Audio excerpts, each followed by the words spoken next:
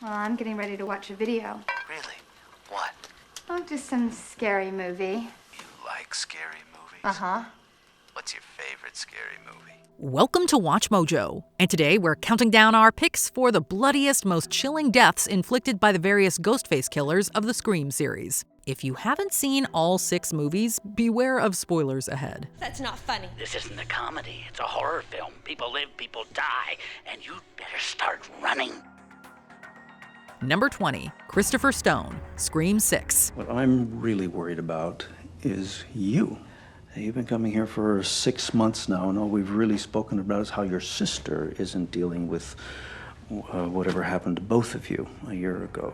Short, sweet, and to the point in more ways than one, Dr. Christopher Stone's death comes early in Scream 6. He only plays a minor role as therapist to Sam, who seeks his help in dealing with the events of the previous movie. While he ends up not being that helpful to her, his file on Sam ends up being of extreme value to Ghostface. When the killer literally comes knocking, the doctor realizes he's in trouble just a moment too late. Ghostface smashes through the glass door, slams Christopher's head against it, and stabs him right in the face. Although it isn't drawn out, it undeniably isn't a pleasant way to go.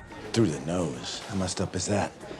It's pretty messed up. Number 19, Cotton Weary, Scream 3. Cotton Weary survived being framed for murder during the first movie, and his own run-ins with Ghostface during the second, only to go out in the opening of Scream 3. It begins, like so many of these do, with a phone call of Ghostface toying with him. When the killer threatens Cotton's girlfriend, he rushes to save her. Tragically, she mistrusts him, as Ghostface's voice modulator makes him sound like Cotton while attacking her. I'm not gonna believe what just happened to me. What are you talking about? Maybe if Christine hadn't hit Cotton in the head with a golf club before taking a knife to the back, he would have been able to survive. Ghostface stabs him in the chest before delivering the killing blow. It isn't as visceral as other franchise openers, but still a thrilling beginning. It was a simple game, Cotton. You should have told me where Sydney was. Now, you lose. Number 18, Robbie Mercer, Scream 4. Beyond Jamie Lee Curtis, forget Linda Blair. I mean, this is the ultimate. Thanks, I guess. Film nerd Robbie is the type of character you would think would survive a slasher movie. Naturally, since Scream typically plays against the rules, that means he's gotta go. Although his knowledge of tropes gets him pretty far, he ends up dying right at the start of the climax. With everyone gathered at Kirby's house, he sullenly and drunkenly begins filming outside. Clearly, he forgot that venturing somewhere alone and underage drinking makes you a prime target in this genre. As Ghostface descends upon him, stabbing him several times, he tries to protect himself by appealing to the rules. I'm gay! I'm gay! I mean, if it helps. Yeah, doesn't work. He only survives long enough to issue a warning to the others, collapsing as a bloody mess. Number 17, Cece Cooper, Scream 2.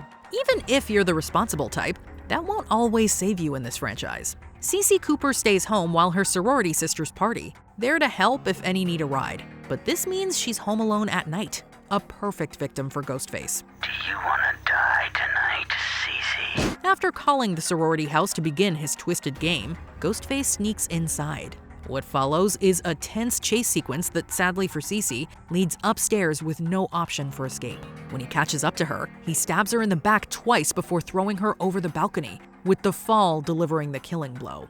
We won't lie, seeing Sarah Michelle Gellar die so early in the runtime also makes this death particularly painful.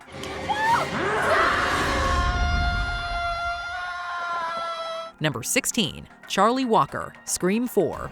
Kirby, this is making a move.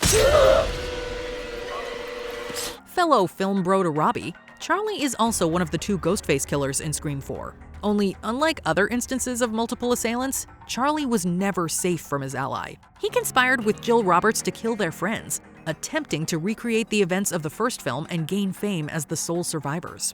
When it came time to stage their survival, framing Jill's ex Trevor, Charlie thought he'd only be receiving minor wounds. But Jill had other plans, wanting all of the attention and stabbing Charlie in the heart. Not the way we rehearsed it. You said it, Charlie. Billions do. Trevor and you. But the media really loves baby. Is a sole survivor. Not that we feel bad for him, but knowing you were convinced to do horrific things by the person you love, only to be killed by them, is pretty brutal. Number 15, Laura Crane, Scream 6. What's your favorite scary movie? Not that one. When Samara Weaving reteamed with the directors of Ready or Not for Scream 6, we knew we'd get something special. That something special turned out to be another in a long line of savage opening deaths in a series known for them. The film studies professor is lured out to a first date. When Reggie calls, pretending to be lost, Laura tries to find him outside the restaurant, venturing into a dark alleyway. He's got a knife. What? He's got a knife. What? And that's not the worst part. The worst part is, you teach a class about slashers, and you still walked into a dark alley. Alone. Of course, it is the perfect spot for Ghostface to strike, stabbing Laura in the chest multiple times as she screams in pain. It also came as a shock to see him remove the mask so early. Jason Carvey was a short-lived Ghostface, but we'll get to him later. Number 14, Judy Hicks, Scream. Introduced in Scream 4, Judy Hicks eventually rises through the ranks of the Woodsboro PD to become the town sheriff. As connected as she is, that doesn't stop her from becoming a target in the 2022 revival. Ghostface bets that the life of her son will be enough to pull her into a trap, and he is absolutely right. As she races home to stop the unthinkable, begging for her son to be spared, it's not hard to feel bad knowing what's probably coming. Don't hurt my boy. Why not? He's a good kid. Is he now? He never hurt anyone. That's not enough. Please, I'll do anything. You're not gonna make it in time, Sheriff Judy. She is mere steps away from entering her house when Ghostface ambushes her. One stab to the gut puts her on the ground, where he delivers several more, cutting off her cries for help.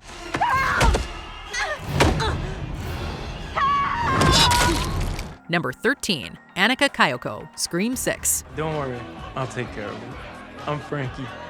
And I'm spectacularly uninterested in knowing anything about you. When it comes to this victim, the possibility of survival makes her death all the more brutal. As Anika and her friends are attacked by Ghostface, she runs to defend Mindy. Unfortunately, this leads to her getting stabbed in the stomach, with Ghostface slowly twisting the knife and making us cringe simultaneously. She actually survives this thanks to Sam, but then has to try to escape with the nasty wound.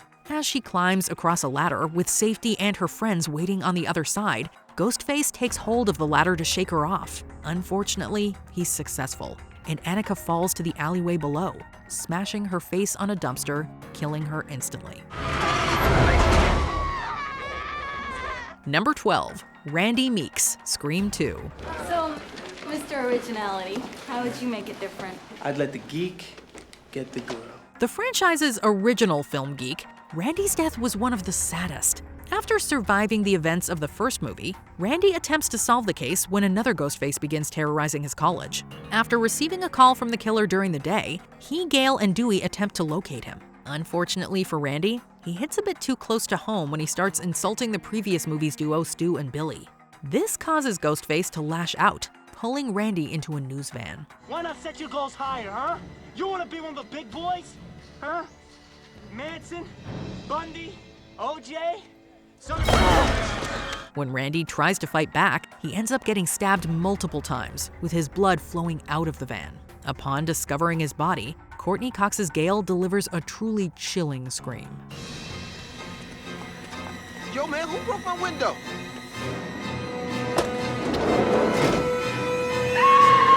Number 11, Jason Carvey, Scream 6. We were still reeling from the early reveal of Ghostface's identity as we followed Jason throughout his final night. Would this be a different take on Scream, with the audience knowing the killer the whole time? As it turns out, as the franchise is so great at doing, it was a subversion of expectations. Jason and his roommate Greg idolized Richie Kirsch, one of the Ghostface killers in the previous film.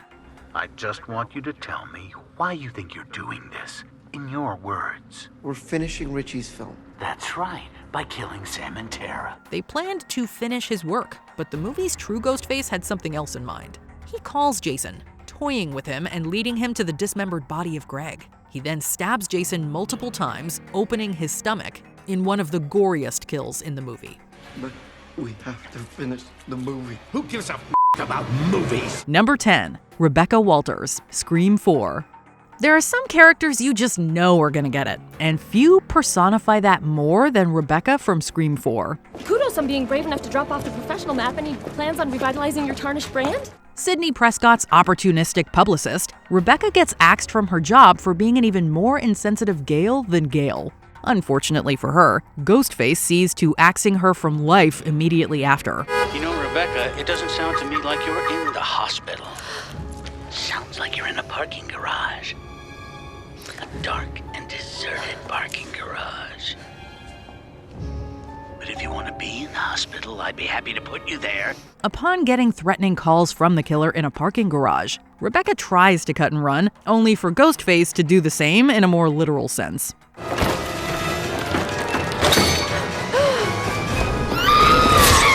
Sure, a stab to the gut is nothing fancy in the Scream movies, but it's GhostFace then finishing her off by dropping her on a news van that's really over the top. Need to know that we are very close to bringing this whole situation under control. That's a press conference statement if ever we've seen one. Number 9, Wes Hicks, Scream. Jesus. Are you being safe out there, honey? To the point that all my friends mock me, yes. 2022's Scream was the first installment without franchise director Wes Craven, who sadly passed away in 2015. So naming a character after him seemed appropriate. Just don't assume he's safe. We'll sit down at the station, and I'll tell you all about the 2 people I've killed. You've only killed one person. By the time I see you, I'll have gutted your baby boy. Unaware that his mother Judy has just been murdered in the front yard, Wes goes about the house until Ghostface appears to finish off the Hickses.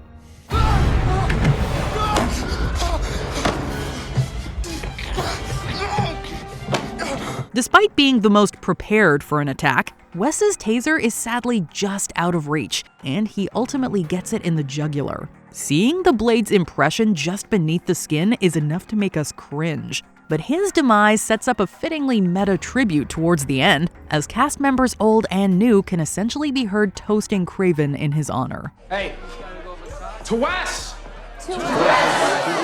Number 8, Anthony Perkins, Scream 4. No, not the actor who played Norman Bates in Psycho. Cops guarding the house. They always get it. What are you talking about? It's a movie cop rule. Sucks to be a cop in a movie, unless you're Bruce Willis. Deputy Perkins, much like his partner Haas, knows the danger of being a cop in a movie, especially a horror movie. So it should come as no surprise that their protection detail turns into a bloodbath. You know what? I'll take the next perimeter. I'll be right back. I know this one. You're not supposed to say that, are you? When Haas returns from a perimeter check, Perkins decides to play a prank on the rookie, which goes about as well as you would expect. Perkins.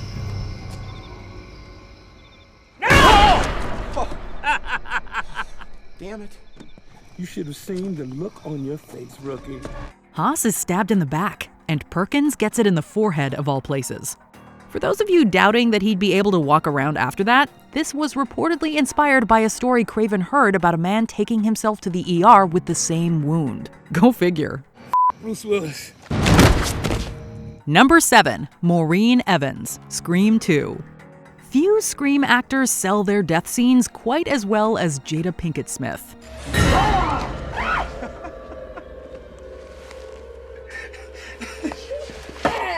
In the first sequel, Pinkett Smith's Maureen and her boyfriend Phil Stevens attend a sneak preview for Stab, based on the events of the first movie. Oh, and speaking of getting stabbed in the head, Phil gets quite the surprise himself in the bathroom stall. Listen, Mommy.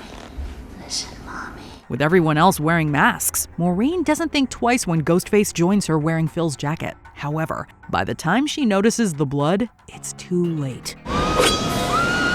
Ghostface stabs Maureen 7 times, his actions obscured by the raucous moviegoers. Maureen eventually makes sure that everyone knows what happened through a wail for the ages.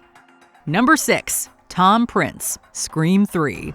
A good bulk of the franchise's kills are executed through some form of stabbing, but this being the concluding chapter in a trilogy, we knew to expect fireworks.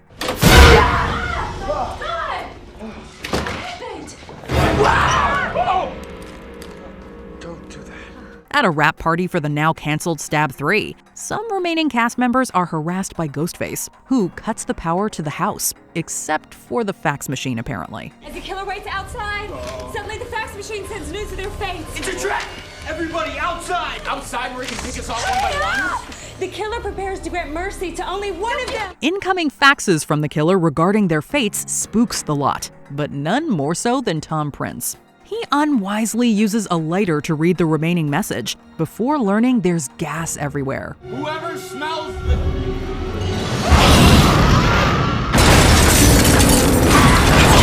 In practically an instant, Tom and the house at large are blown to smithereens, proving this GhostFace is perhaps deadliest of all. Number 5, Dewey Riley, Scream. Poor Dewey. For a while, it seemed like the holy trinity of Scream characters would never die, but something felt different about this installment. By the time he joined a rescue mission to the local hospital, we knew the end was nigh. Not today!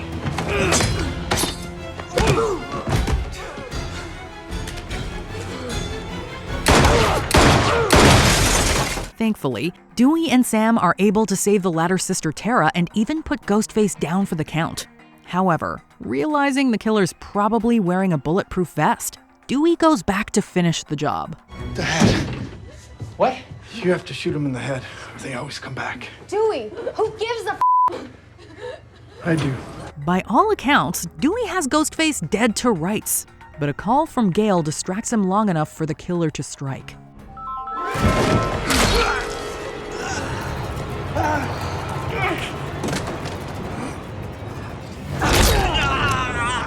Yes, today.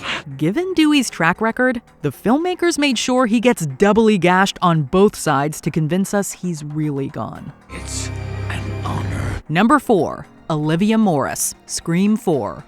As far as Wes Craven was concerned with his kill scenes, the bloodier the better. This was especially true in his later career, and nowhere is that more evident than with Olivia Morris. Speaking. What's your favorite scary movie, Olivia? It's the worst imitation I've ever heard, Jill. The resident hot girl at Woodsboro High, Olivia lives next door to secret psychopath Jill, which definitely did not bode well in hindsight. While Kirby is on the phone with the other Ghostface, Olivia tries to listen in. It's thought Ghostface is in Jill's closet, only for him to burst out of Olivia's. Liar. I'm over this. I never said I was in your closet.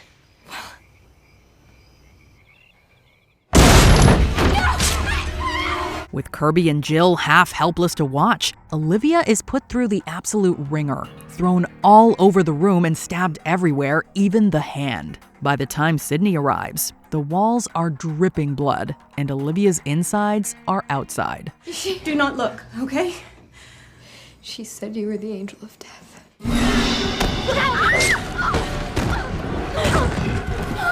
Number 3, Tatum Riley, Scream. One of the most famous deaths in Scream history, Tatum's comes at the climactic party when she's sent to fetch more beer from the garage. Hey, grab another beer, would you? Am I the beer wench? Proving you should never go off by yourself, Tatum is subsequently locked in and confronted by Ghostface. Oh, you want to play psycho killer? Can I be the helpless victim? Okay, let's see. No, please don't kill me, Mr. Ghostface. I want to be in the sequel. Upon realizing the danger, Tatum actually holds her own for a bit, but it's when she tries to escape through the cat door that she's really doomed. With Tatum stuck, all Ghostface needs to do is press a button, as the former is lifted and crushed at the top of the garage door.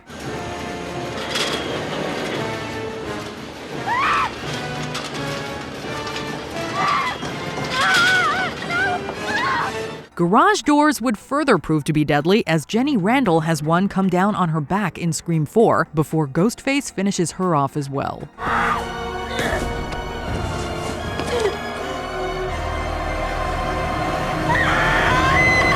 Number 2, Officer Richards, Scream 2.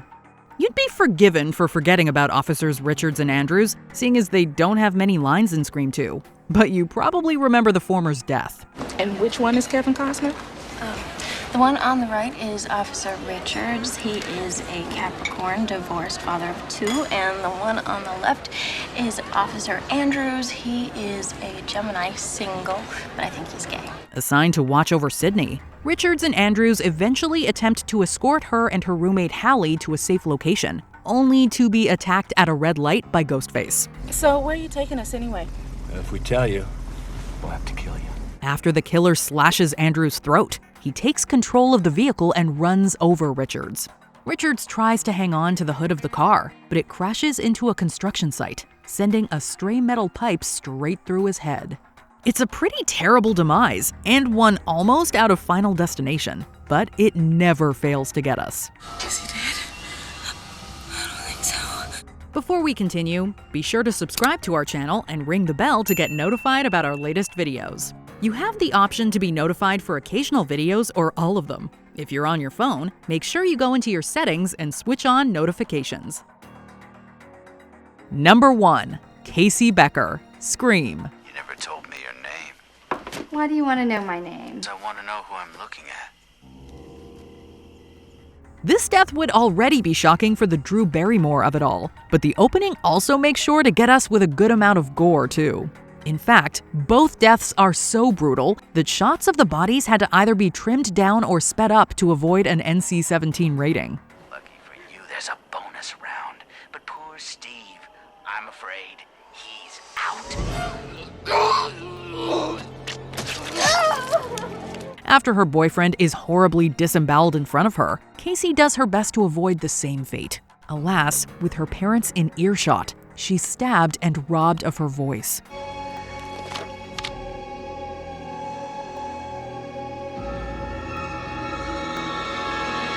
While the rest of the cuts are off-screen, our imaginations fill in the rest. But we don't have to imagine for long, as her parents see the absolutely ghastly sight of her in a nearby tree.